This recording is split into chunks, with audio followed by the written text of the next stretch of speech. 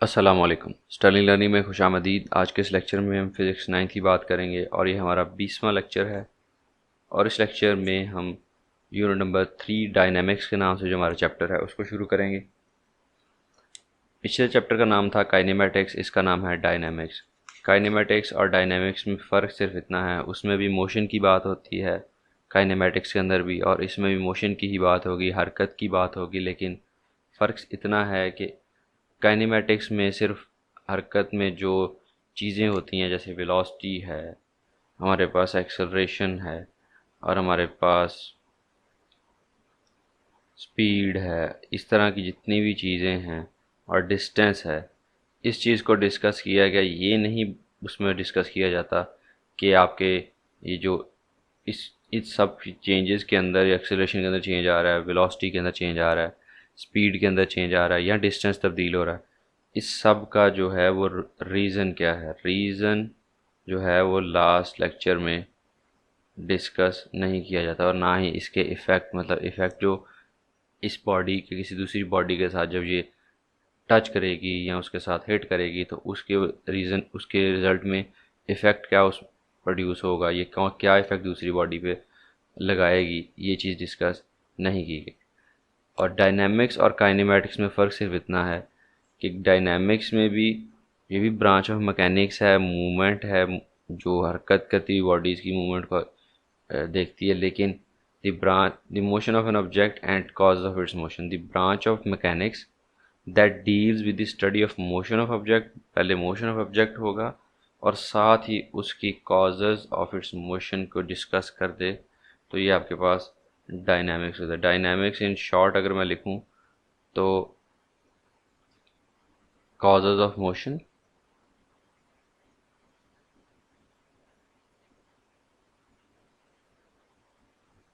and sorry dynamics cause of motion and study of motion. Last time जो था वो सिर्फ काइनेमेटिक्स जो था वो सिर्फ स्टडी ऑफ मोशन था, कॉजेज नहीं थे। इसमें अगर कॉजेज भी पढ़ लेंगे तो आपके पास ये डायनामिक्स की ब्रांच बन जाएगी। In this unit we shall study momentum and investigate the causes which what cause the change in the motion of a body. ये सारी की सारी डिस्कशन इसके अंदर करेंगे।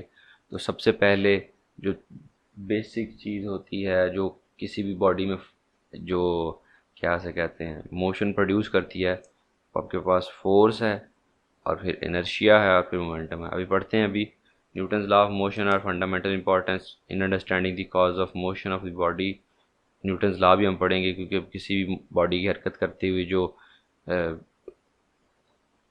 किसी भी बॉडी की हरकत को अगर आपने डिस्कस करना तो उसके लिए मूवमेंट जो न्यूटन्स लॉ ऑफ मोशन है they are have the most importance. Force, we can open a door. अब देखिए इसमें टर्म्स हैं, पहले हम उसको डिस्कस कर लेंगे। फोर्स कह रहा है जी we can open a door by either pushing और पुलिंग इट। हम किसी दरवाजे को खोल सकते हैं, हम किसी रेडी को धक्का लगा सकते हैं। जैसे यहाँ पे ये स्पेशल लड्डू पीठियाँ वाले जो है इसकी एक पिक्चर लगाई हुई है, फिगर 3.1 पहली फिगर है इस पिक्चर की।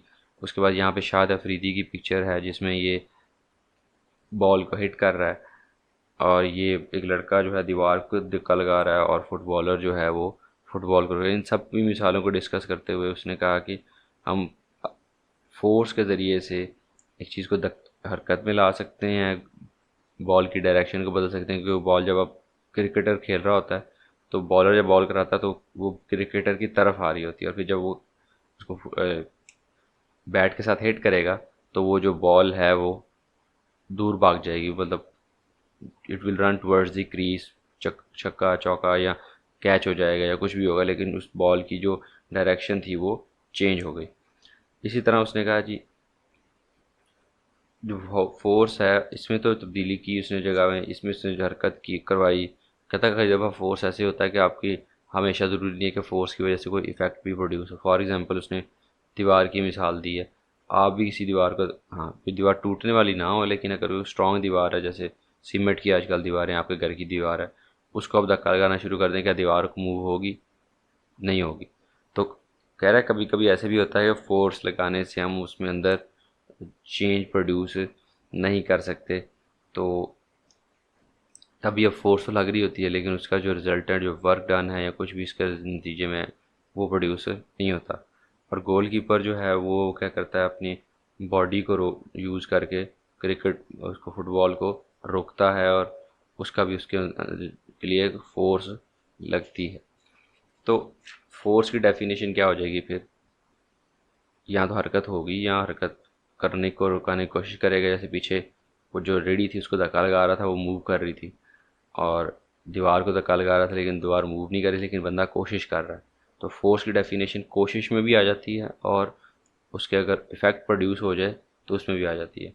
अ फोर्स मूव्स, एक फोर्स जो है वो हरकत करवाती है और टेंड्स टू मूव, या हरकत करवाने की कोशिश करती है। स्टॉप्स, रोकती है, और टेंड्स टू स्टॉप, या रोकने की कोशिश करती है द मोशन ऑफ बॉडी, किसी भी बॉडी की हरकत को। The force can also change the direction of the motion of the body, जो फोर्स है वो डायरेक्शन भी बदल सकती है, जैसे कि क्रिकेट बॉल के अंदर आपको मिल जाती है इसकी मिसाल।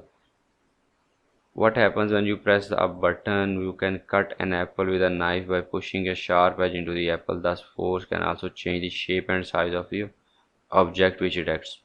ये उसने कहा है कि अगर आप ज़ोर लगाएं और नाइफ आपने पकड़ा हुआ, आप ज़ोर लगाते हैं, एप्पल कट जाता है।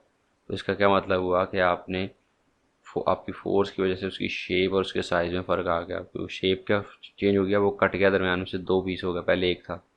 तो ये भी एक डेफिनेशन के अंदर आप इंक्लूड ना भी करें, लेकिन आपको पता है एंड पे इसने दे दिया है। फॉर एग्जांपल अगर वो पूछ ले आपसे एमसीक्यूज वगैरह में, तो आप उसका जवाब दे सकते हो।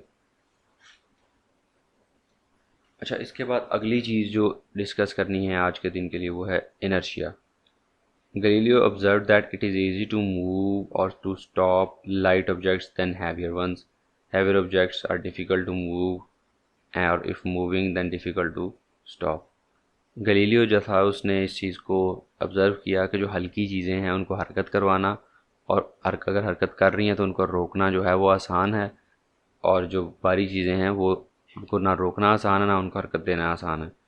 Heavier objects are difficult to move, if moving than difficult to stop.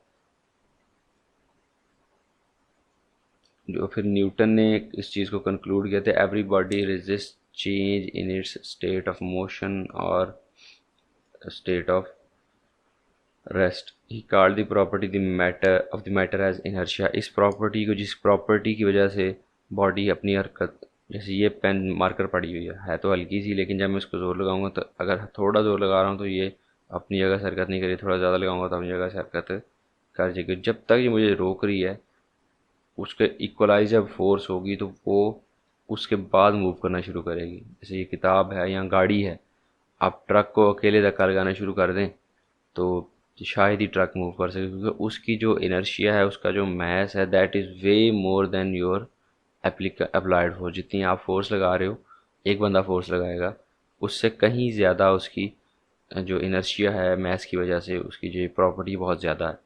तो जब ज़्यादा लोग धक्का लगाएंगे ट्रक को तो फिर वो मूव करेगा। क्या होगा कि उसकी इनर्शिया को ओवरकम करके उसके ऊपर जो फोर्स होगी वो उसको हरकत में लेके आएगी। तो इनर्शिया की प्रॉपर डेफिनेशन क्या होगी? The inertia of a body is its property due to which it resist any change in its state of rest और मोशन। कह रहा इनर्शिया बॉडी की वो प्रॉपर्टी जिसकी वजह से वो किसी किस्म की तब्दीली, अगर चीज़ रुकी हुई है तो उसको हरकत देनी है, तो वो अपनी जो रेस्ट स्टेट है उसको कंटिन्यू रखता है और आपको हरकत नहीं देने देता। ये या बॉडी मूव कर, इसको आप रोकोगे तो आपका ज़ोर लगेगा, बॉडी अपने आप को रुकने नहीं देगी, वो अपोजिशन में फोर्स लगाएगी, उसको इनर्शिया का नाम दिया जाता है। एक्सपेरिमेंट उसने नीचे यहाँ पे किया हुआ है, ग्लास ग्लास लेके उसके ऊपर कॉइन्स रखे हैं, और कॉइन्स को लेके वो एक कार्डबोर्ड पे रखे हैं, और कार्डबोर्ड को वो उंगली से हिट कर रहा है। जब वो कार्डबोर्ड को उंगली से हिट करेगा तो कॉइन जो है वो ग्लास के अंदर फॉल कर जाते हैं। आप उंगली से तेज़ हिट करोगे तो जो कॉइन्स हैं वो ग्लास के अंदर हिट कर जाते हैं। तो ये जो क्योंकि ये जो आपने इनर्शिया, आपने फोर्स लगाई कार्डबोर्ड पे, that was enough to move the cardboard but was not enough to move the coins. Coins को मूव करने के लिए इनफ नहीं थी, लेकिन कार्डबोर्ड को मूव करने के लिए इनफ थी। तो इस वजह कार्डबोर्ड मूव कर गया, लेकिन कॉइन की इनर्शिया ज़्यादा थी, वो वहीं पर रुके रहे। जैसे ही कार्डबोर्ड नीचे निकला वो ग्लास के अंदर ड्रॉप डाउन कर गए। ठीक है। लेकिन इसी तरह आपने ज़्यादा एक स्टैक लगाया हुआ है कॉइन्स का, उसके नीचे से पेपर को एकदम से निकाल देते हैं तो वो भी कॉइन्स वहीं रहते हैं, पेपर निकल जाता है। और इनर्शिया और फोर्स का ताल्लुक टाइम के साथ भी थोड़ा बहुत है। कैसे? अगर आप उतनी ही फोर्स इस कार्डबोर्ड पे आहिस्ता आहिस्ता लगाएंगे तो कॉइन्स उसके ऊपर ही रहेंगे और यहाँ से मूव कर जाएंगे। इसी तरह आहिस्ता आहिस्ता खींचेंगे तो ये कॉइन्स साथ साथ चलते जाएंगे, लेकिन आप एकदम से खींचते हैं तो ये कॉइन्स वहीं पर रह जाएंगे। यही जो चीज़ है अ, यही जो चीज़ है ये मैजिशियंस या जो ट्रिक करने वाले हैं वो इस्तेमाल करते हैं। आजकल तो यूट्यूब का दिमाग ज़माना है, आप ये यूट्यूब पे ही देख रहे हैं तो फेसबुक यूट्यूब पे ये वीडियोस आती रहती हैं कि बहुत बड़े बड़े टेबल के ऊपर वो बर्तन सजा के गाड़ी के साथ कपड़ा बांध के एकदम से इतनी स्पीड से गाड़ी को चलाते हैं कि वो सारा कपड़ा नीचे निकल जाता है और एक भी बर्तन नहीं गिरता। और अगर गाड़ी नहीं है उसके पास तो एक जो नॉर्मल साइज डाइनिंग टेबल है उसके अंदर उसके ऊपर बर्तन जोड़ के एक साइड से पकड़ के एकदम से कपड़े को खींचता है तो उससे वो बर्तन मूव नहीं करते, सिर्फ कपड़ा बाहर निकल आता है। तो ये बात होगी इनर्शिया की। उसके बाद जो नेक्स्ट और इसमें जो फोर्स, इनर्शिया, मोमेंटम है, तीनों में आखिरी चीज़ है वो मोमेंटम है। A bullet has a very small inertia is due to mass. ठीक है, मैस जितना ज़्यादा होगा उतना ज़्यादा इनर्शिया होगा, ये आप लोगों को पता होना चाहिए। तो बुलेट का इनर्शिया कम है। जैसे फॉर एग्जांपल बुलेट इन दोनों पेंसिल्स के वेट के बराबर होती है, तो इसको अगर मैं हरकत दूँ हल्की सी जोर लगाने से ये हरकत करना शुरू कर तो इसका इनर्शिया जो है, जिसकी जो रेजिस्टिव फोर्स है वो बहुत कम है। दूसरी तरफ the impact on a loaded truck on a body coming it's way is very large even if the truck is moving slowly. अब ट्रक को वो बुलेट के साथ कंपेयर कर रहा है। बुलेट का वेट बहुत कम है।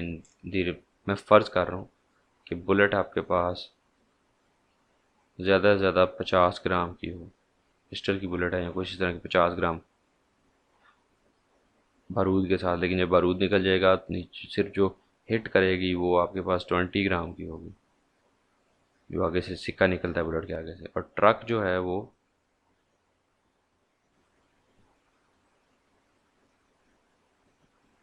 5,000 किलोग्राम भी हो सकता है। ठीक है, ये 20 ग्राम और ये 5,000 किलोग्राम, बहुत ज़्यादा डिफरेंस है इसके मैसेज के अंदर। जब मैसेज के अंदर डिफरेंस ज़्यादा है तो इसका जो इनर्शिया है ये ट्रक का बहुत ज़्यादा होगा और ये कम होगा। ठीक है, अब इनर्शिया कम है और उसके बाद उसने आपके साथ वेलोसिटी की बात भी की है कि अगर बुलेट जो है वो हिट करती है तो वो उसका इम्पैक्ट इतना ज़्यादा क्यों होता है, और जो ट्रक है अगर वो स्लोली मूव भी कर रहा है जब वो किसी चीज़ के साथ टकराता है तो वो उसका इम्पैक्ट क्यों ज़्यादा आता है। फॉर एग्जांपल कोई तेज़ हल्का सा चलता हुआ या वजनी ट्रक जिसके अंदर लोड भी हो ज़्यादा, वो आके गाड़ी के साथ हल्का सा टच करे तो गाड़ी पीछे से सारी टूट जाती है आपकी। अगर कार है या फॉर एग्जांपल कुछ भी इस तरह की चीज़, गाड़ी खड़ी है, ट्रक आहिस्ता आहिस्ता चलता हुआ आ रहा है लेकिन ब्रेक नहीं लगी हुई उसकी, तो वो आगे साथ लगेगा तो वो सारी की सारी गाड़ी को ख़राब कर देगा। बुलेट जो है वो 20 ग्राम की बुलेट है। जब वो जाके हिट करती है बंदे को तो बंदे के अंदर से गुजर जाती है, या फॉर एग्जांपल अगर किसी वॉल को हिट करती है तो उस वॉल के अंदर से क्रॉस कर जाती है। ये क्यों होता है? क्योंकि ये मैच के साथ साथ एक और चीज़ भी इसके ऊपर इम्पैक्ट करती है मूविंग बॉडी पे, वो होता है वेलोसिटी। मैच कम है, वेलोसिटी ज़्यादा है, तो आपके पास इसका इम्पैक्ट जो होगा, जिसको मोमेंटम का नाम दिया गया है, वो ज़्यादा होगा। और अगर वेलोसिटी कम है, मैच बहुत ज़्यादा है, तो फिर इसका प्रोडक्ट जो है वो जो इम्पैक्ट ऑफ द बॉडी, जो impact of the moving body on another body will be more, क्योंकि हमारे पास मोमेंटम एक क्वांटिटी है which is the quantity of motion, वो मैस और वेलोसिटी के प्रोडक्ट के बराबर होती है। Momentum of body is the quantity of motion it possesses due to its mass and velocity. P is equals to mv. The momentum p of a body is given by the product of its mass m and velocity v. Thus p is equals to mv. Momentum is vector quantity because mass is a scalar and v is velocity। Scalar और vector की जो product होती है उसका answer product आता है। इस ऐसा यूनिट इज किलोग्राम मीटर पर सेकेंड।